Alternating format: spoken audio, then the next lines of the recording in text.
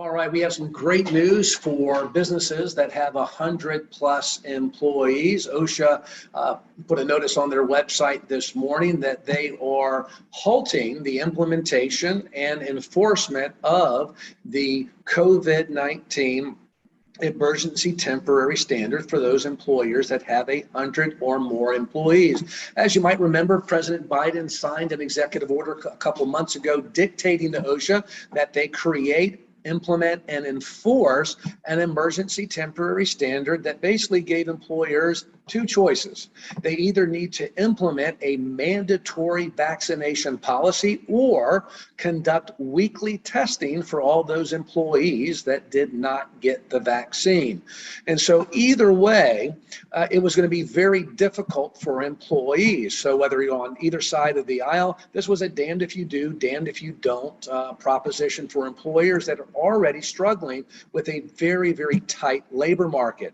If they implemented the vaccination mandate, employees were telling their employer they were going to quit. And so it was already tough for production. It was already tough to provide services with a limited workforce. And so many employers were looking to pare down or close. On the other side, the weekly testing was a logistical nightmare to implement. OSHA wanted employees to pay for their weekly testing.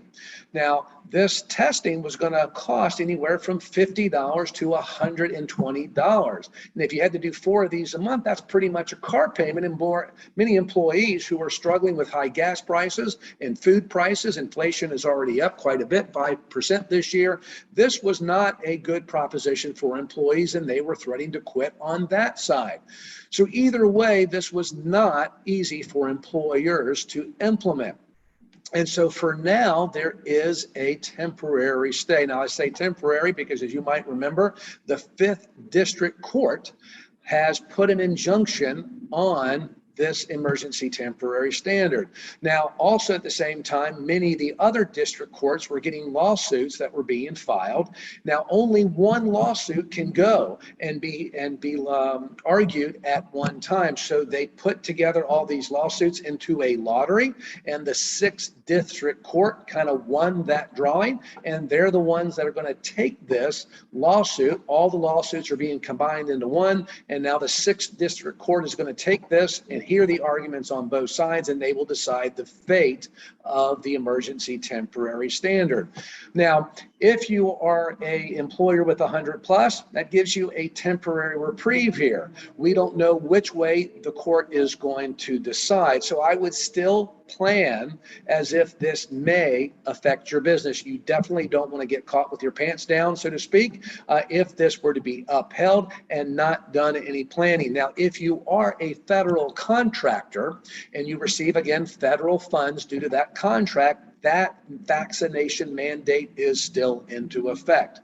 If you receive Medicare and Medicaid funds, that has not received any type of temporary or permanent stay from any courts yet. There are 13 more states that joined an existing lawsuit by 10 states.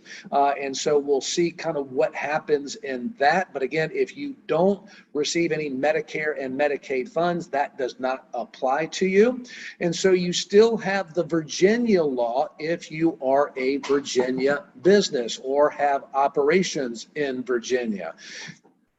As you might remember, Virginia was the first state in the union to implement an emergency temporary standard back in July of 2020. It became permanent in January 2021, and then there was a recent update as of October 8th of this year. All of the training requirements had to be done for all employees by November 7th. So that is still into effect. Now, the great thing about the Virginia law, it is not a vaccination mandate. All they did was update the standard to conform with the new information and the new recommendations from the CDC. And in this law, it says if you are following the CDC guidelines, then they will consider your business in good faith when complying with the COVID-19 mandate. So most of you are pretty much 99% there if you were following the January 2021 Virginia law. All you had to do is just some minor little tweaks to make sure that you're following those CDC guidelines, and you're pretty much there. So no big deal for us as it is here in Virginia, but if you are wondering if you are in compliance, we can do a simple assessments for you. We can do this over the phone or in person. Just reach out to Mid-State Safety. We have a whole team of professionals, including an OSHA professional that was on the Virginia OSHA task force as an enforcement officer here for the last 35 years.